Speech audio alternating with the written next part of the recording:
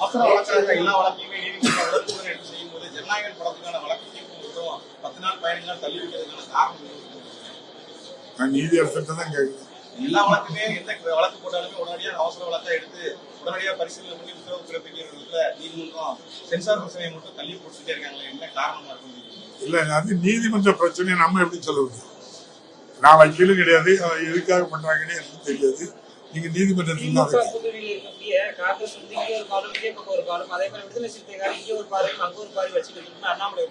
அப்படியே நீங்களும் அண்ணாமலையே நினைச்சாச்சு நான் பதில் சொல்ல முடியாது. அவர் விருப்பத்தை சொல்லி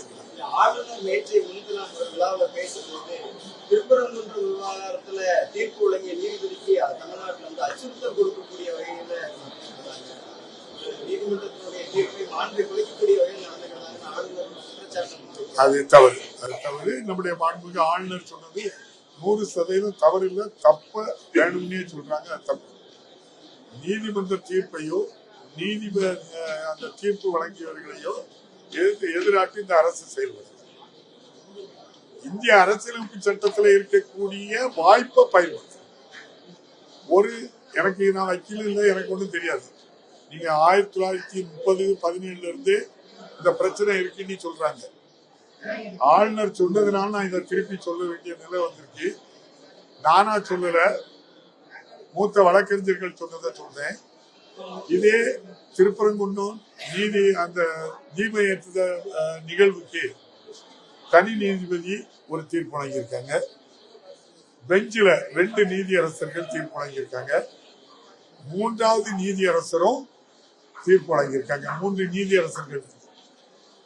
ஒரு பொருள் குறித்து 3 நீதியரசர்கள் தீர்ப்பு கூறிய பிறகு திரும்ப ஒரு பெட்டிஷனை தனியார் ஒரு ஆள் போட்டு ஒரு தனி நீதிபதி தீர்ப்பு வழங்கக்கூடாது அப்படின்னு நான் சொல்லல, நிறைய வழக்கறிஞர்கள் சொல்றாங்க. அது பெஞ்சுக்கு அனுப்புவதோ, நீங்க முதல்ல 3 நீதியரசர்கள் கொடுத்த தீர்ப்பை எடுத்துதான் அதுலயே நியாயம் கிடைக்கலன்னா 5 நீதியரசர் அனுப்பலாம். திரும்பவும் 1ல இருந்தே ஆரம்பிச்சது நியாயமானு கேட்கிறாங்க. அந்த வகையில தமிழக அரசு ஒரு தீர்ப்பு வழங்குது. அது அவ்வளவு நீங்கள்லாம் பத்திரிகை ஊடகங்கள்ல பார்த்திருப்பீங்க. எந்த நீதியரசருக்கும் ஒரு தீர்ப்பு வழங்கிட்டு அந்த ஸ்பாட்டுக்கு போட்டாங்க. இந்தியாவில் தமிழ்நாட்டில் தான் சட்டம் ஒழுங்கு சரியா இருக்குன்னு இதே நம்முடைய ஆளுநர் தான் பலமுறை சொல்லியிருக்காங்க. அதையும் தாண்டி பெண்களுக்கு சிறந்த பாதுகாப்பு கொடுக்கிற மாநிலம் இந்தியாவிலே தமிழ்நாடு இருக்காங்க. இப்ப அது என்ன நோக்கத்துக்காக பேசுறாங்க?